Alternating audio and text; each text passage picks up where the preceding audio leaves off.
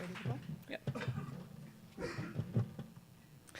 Thank you to the Kelowna Chamber of Commerce and all of you for being here today. I really appreciate the opportunity to have this discussion about our democracy. This first slide, I think, is the most important one for me, and it speaks to my motivation around why we need to change our voting system. There was a poll released about 3 weeks ago that was taken by the SFU Center for Dialogue on people's experience with democracy, lived experience with democracy. 52% believe ordinary citizens like themselves cannot really do much to influence government, even if they're willing to make the effort. 41% feel voting in elections does not really give them a say in how government runs things. And 65%, two-thirds people think elected officials do not care what people like them think. To me, that is not an indication of a successful democracy. I've had the opportunity to work with a number of politicians, to know firsthand elected leaders, and I believe most elected leaders, I'd say 99% of them, go in, regardless of whether I personally support the politics that they have or not, go in with the intention of doing good work, of providing public service.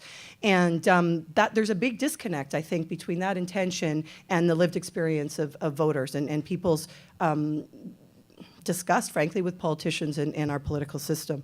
I think there's a number of things about our current voting system that are directly attributable to that. I will just say, though, I don't think all of our ills will be, everything that ails us will be solved by changing our voting system, nor do I think the sky will fall if we don't. So I'll just say that, but it is an important component of our democracy. One of the big things about first past the post is it yields distorted outcomes, and that's particularly true when you have more than two parties. So 150 years ago, when the system was first introduced to Canada, as a result of, we never voted on this system either, I'll just mention that. It was a result of us being a British colony. There was very few people that were allowed to vote. It was essentially white male property owners, and a much more simpler political system than we have now. Currently, we have 3 parties elected in our legislature, but we're seeing this across the country as well. New Brunswick election, provincial election recently, Quebec election as well. The Globe and Mail noted in an editorial last week that we're getting a lot of sort of the worst parts of proportional representation and these uncertain outcomes with a number of these provincial elections without getting any of the benefits. So in the last 18 elections in BC, only one of them has been a legitimate majority. That is a government that was able to get more than 50% of the vote, and that was in 2001. And that government got 57% of the vote, but it was still a distorted outcome in that they had 97% of the seats in the legislature. Another aspect of distorted outcomes are what's called wrong winner elections. So we have false majorities. We have governments winning 100% of the legislative power with often less than 50% or sometimes even less than 40% of the vote.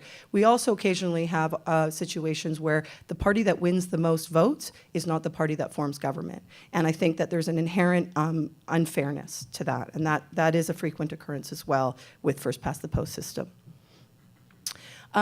Another one that's particularly frustrating for me is what's called safe seats. So in a first past the post system in BC, approximately 70% of the seats are safe. It's essentially about 30 seats that both the BC Liberals and the BC NDP can claim, and then it's a competition for the remaining seats. So in a safe seat, if you're basically a lot of voters end up with the experience of feeling like their vote doesn't matter, regardless of whether they go and cast their ballot. The outcome is predetermined.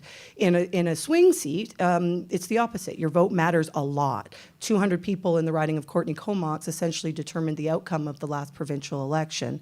And so when you have that kind of imbalance, again, it frustrates voters, and I think particularly with the safe seats, it can lead to complacency with MLAs, not all of them, but certainly some of them, and it does also create a barrier for constituents' ability to, frankly, throw the bums out. One of the mechanisms that is supposed to exist in our democracy is the ability for voters to decide when they want to change MLAs, and that's very, very hard to do in safe seats. Policy lurch is another aspect of first past the post. So we're seeing this actually play out in Ontario right now, where there's approximately, I read an article yesterday that said $3 billion essentially wasted by this current government's decision to reverse the decisions that the previous government made around carbon pricing and cap and trade. And so when you have governments that you know, are not coalitions that are swinging from the right to the left or whatnot, and there are majority governments, they often come in and will undo work that the previous government has done. That creates instability and uncertainty, and frankly, it wastes a lot of money. There's millions of dollars, if not billions, of stranded investments in green energy programs, people who invested in Ontario a year ago based on the political conditions then, and they're now in a very, very different economic environment. So this is a summary to me of the three biggest challenges with our current system. The distorted outcomes, the first are the safe seats. Strategic voting is another one that comes up a lot, and particularly in a lot of these polls that gauge people's relationship to democracy. Plugging your nose and voting for the least worst option instead of voting for what you want is a problem, frankly, and it increases cynicism, particularly amongst young people. And we're seeing the way people's levels of political engagement reflected in that. So what could we have instead? Proportional representation is what's on offer, and at its core, proportional representation means 40% of the vote equals 40% of the seats. So it's ensuring that there is a fair reflection in the legislature of voter intention. Over 90 countries around the world use some form of pro-rep, 80% of all OECD countries. So as much as it's unfamiliar to us, it's not unfamiliar to the majority of democracies around the world. And in fact, Canada, the United States, and the UK are the only remaining 3 countries in the Western world who still use a first-past-the-post system. Pro-rep does not mean parties will multiply like rabbits. That's one of the things that we hear, and you could see from that slide that there's comparable amounts of elected parties under pro-rep systems and under first-past-the-post systems. And certainly we've had up to 6 parties in the House of Commons here in Canada. It doesn't mean we'll have more elections either. Again, it's you can see from that, this is the number of elections that have been held in first-past-the-post versus pro-rep jurisdictions, and they're comparable. And it doesn't mean that we are not going to, you know, be able to and still enjoy the levels of wealth, material wealth that we have currently in British Columbia. I would note that Germany is the strongest economy in Europe and uses an MMP system. So some of the criteria, I think, around pro-rep systems that are particularly appealing to me stem from the fact that it requires more cooperative, more collaborative government. Many of us will have you know, parties that we support or particular political positions that we support, but I personally don't believe that any one party has a monopoly on good ideas, and I think the partisan divisiveness that is encouraged by our current system does not actually benefit the majority of British Columbians. Right now in our legislature, now or the previous government, we have a scenario where if the opposition introduces an amendment, regardless of how much merit there might be to that amendment, to that legislation, the government will not accept it. They may introduce their own amendment that's virtually identical, but they don't want to give political points to the opposition. And so we see a dynamic that's more about scoring political points. It's more about parties outdoing each other than it is about finding good policy outcomes that benefit the majority of British Columbia. In the current ballot on offer, there's some key criteria that I think it's worth mentioning. This was in the Attorney General's report that came out in June. And so the first one is that there's a modest, if at all, increase in the number of MLAs. I think most of us are not enthusiastic about the size of our legislature doubling.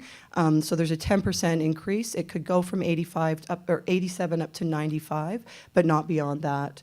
There's also a commitment that no region of the province will have fewer MLAs than we have now. So MLAs, rural BC will not lose representation.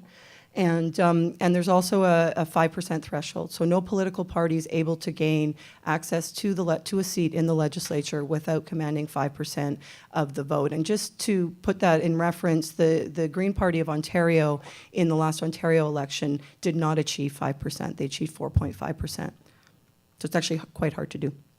I'm not going to go through, I don't think in my 10 minutes I have time to go through, but there's the 3 systems on offer are dual member, mixed member, and rural-urban. And I do encourage you, if you are interested in supporting ProRep, if you are frustrated with our current political system, they do take a little bit of time, but not that much time, 10 minutes, and you can read through the explainers and have a good sense of what each system provides. But essentially, if we know that proportional representation means 40% of the vote equals 40% of the seats, and we know that the outcomes ensure basically an equal number of MLAs that we have now and no loss of representation in any part of BC, then the three systems on offer are three different routes to get there.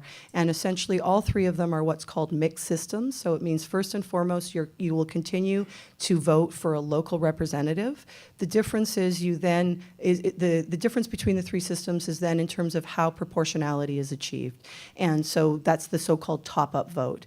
And so that's where, again, in close ridings, there could be a difference of sometimes 11, 12, 200 votes. And if that happens across a number of ridings, the parties that did not achieve those seats but came very close represent a huge number of voters. And so proportionality would ensure that those votes went to elect somebody at the regional level or at the local level. And that's it. I believe government should represent a true majority of the people, and that's not what our current system currently provides. So I encourage you to keep an open mind about what's on offer. And Elections BC, you don't have to take my word for it. Go to Elections BC. They're a good neutral resource, and they have a lot of information there. And once again, thanks for having me today.